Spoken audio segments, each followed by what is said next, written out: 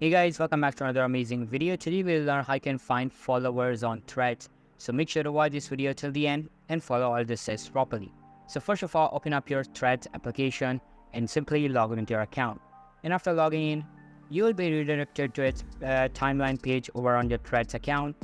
The first thing you need to do is simply tap over on your profile icon at the bottom right corner, and then over on your profile page, tap on followers section present beneath the username. Here you will be able to manage all of your followers. If you swipe left, you will be able to see your following accounts. Here all of your follower accounts are present, and you can remove and manage your followers here, as it's very important that only the accounts you want are present here, and that's how you can find followers on Threads. So that's all for today's video.